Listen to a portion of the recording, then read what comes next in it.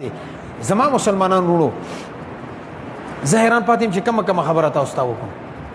تاسو ته پته ده چې دا نن یې څو ورځې مخکې په منګل باندې 5 مئی باندې زموږ د دې کې پی کې یو لوی شیخ، یو لوی مشر، یو لوی عظیم شخصیت، یو لوی علمی سرمایه، یو لوی علم سمندر، یو لوی شیخ، یو لوی مربی، یو لوی استاد چې کم القاب ورته استعمال کم غا شهید کړل شو. اور ظلم دومره ظلم چې زه د قاتل ته حیران پاتې یم. تاسو کې ډېر سپینګیري ناست دي، والله چې سپینګیري روان وي هغې نه مونږ مخکې کیدی نه شو. سپینګیري چې ناست نه وي مونږ کیناستی نه شو. اور دې ظالمانو جبیرانو قاتلانو ته زه حیران پاتې یم. سپینې ګیرې حیا د ونه کړله، هغې په سر باندې پاټکۍ و د هغې حیا د ونه کړله، هغه د حدیثو درس کولو هغې حیا د ونه کړه، کتابونو کې ورسره د ګاډي کې ورسره د حدیث اور د مسلم اور د بخاري اور د حدیث اور د قرآن پاک پروت هغه حیا د ونه کړه. اور غي ظالم باندې تا ډزې وکړي او بیا داسې ډزې وکړي چې هغه غریب د ټیک ته غلا په نسبت لوی مقام ته ورسېدو. خو امت مسلمه د یو لوی سرمایه نه محرومه کا. تاسو به حیران پاتې شئ. چرسدې کې درس کولو 1500 طلبه دلته، حقانی کې درس کولو 1500 طلبه الته، 3000 طلبه او ته په یو ټیم باندې په یو ورځ باندې بغا احادیث پڑھولو. اور عجیبه خبره ده، عجیبه خبره ده ستادی پاکستان په خاور کې نن نکال یو نیم کال مخکې اسلام آباد کې یو ډمه چا مړه کا، کور کې مړه کا، ټیک ټاکر وا، ټیک ټاکر سره خو ډمه ورته وویل. هغه قاتل درته نه لاهور ته لاړو، 24 غنټې کې دنه هغه قاتل گرفتاری 24 غنټې کې، او پولیس ته انعامات ورکو چې تاسو ډیره لوی توري وکړه. اور زما عالم چې په دې خاورې باندې شهید شي 24 سال کې دغه قاتل نه معلومي، 24 سال کې. اور زما علماء ته سکیورټي نشي ورکوله او ناکام او یقینا نه ولی چې دا ما یو عالم جنازه اوچته نه کا 1947 نه کزه اوسه پر راجمه کم از کم 5000 علما شهید شو. صرف علما، عام خلکو خبره نه کوم، عام خلکو د 10 लाख نه وړي دي. اور دغه قاتل نه گرفتاری او بیا اف آی آر کټ کیږي نه معلوم باندې، نه معلوم خټوله دنیا ده. او بیا د یو مدرسې سره تا ظلم وکړو چې اول ورته شیخ نصیب خان شهید رحم الله غا شهید کو، بیا د شیخ سمیع الحق شهید رحم الله شهید کو، بیا د غزوه شیخ امین الحق صاحب شهید کو، بیا د اوس د سلورم استاد دغه مدرسې مولانا شیخ ادریس شهید. ظلم ګناه صدا ته په ټول عمر کې د شیخ ادریس صاحب د خله اور د لاس اور د ژبې نه یو کس وخت چې چاته تکلیف رسوي. او بیا مولا باندې الزام هم د لګیدا د امن خبرې نه کی. زه چې دلته یو غنټه تقریر کوم د امن خبرې کوم که بدامنی خبرې تا ته وایي چې موږ وګدا امن دی که بدامنی ده. زه تا ته وایم چې زکات ورګدا امن دی که بدامنی ده. زه تا ته وایم چې ته پردې حق ادا کړه بدامنی ده که امن خبرې دي. دا امن ته وایي څه ده؟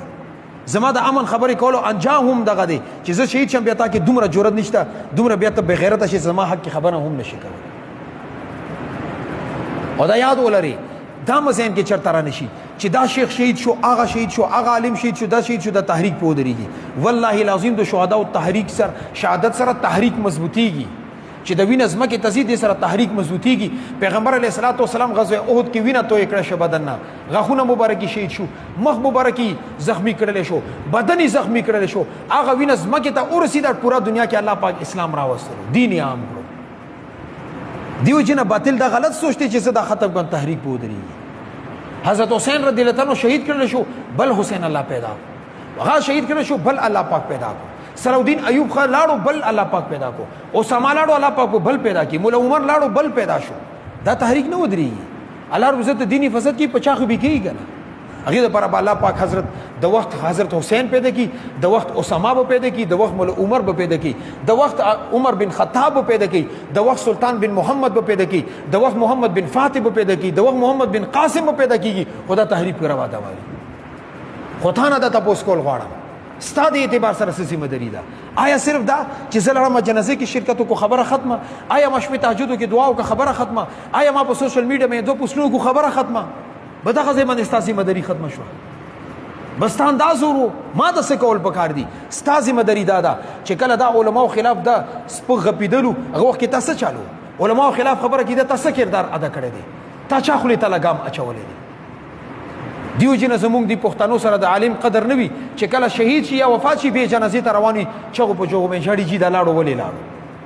شهیدی سه ژوندې او تاسو خدمت کړې دي، تاسو سره کم تعلق ساتلې دي. تا مالی جنی اعتبار سره څه سره خدمت کړی دی مفتی مختار الدین رحمت الله علیه چې کله ژوندی او ته څه خدمت کړی دی تاسو ته ور سره کړی دی چې کم ژوندی دي دوی قدر وکي کم لاړوغه اصل لاړوغه د الله پاک مقبول بندګانو الله پاک اصل جنت ولا ګرځولي دي ها ستاسو مداري دادا علماء سره مینه کول ولا جوړ شه کم سره د علماء خلاف خبري کی خلی ماته کا لګام ورته واچو ورته کده علماء سره مرسته کوي شي کو کني غلې کینا نن په دې معاشره کې صرف دا عالم دا طالب دا مسجد او مدرسې ولا مظلوم ګرځیدل او زه د صاحب اقتدار نه دا تاسو هم کول غواړم چرته شرابي قتل کړي نشو چرته کبابي قتل نه کړي نشو چرته چرس خرڅول ولا قتل نه کړي شو اپیم او چرسو او پودرو خرڅیدو ولا او شراب خرڅیدو ولا نه کتري یو صرف علما به شهید کیږي یو به صرف علما په ګولې لګي د شرابيانو کبابيان ولي محفوظ دا تاسو حق زنه لرم دیو جن زما مسلمانانو ویخ اوسه بیدار اوسه حق خلقو پیشنه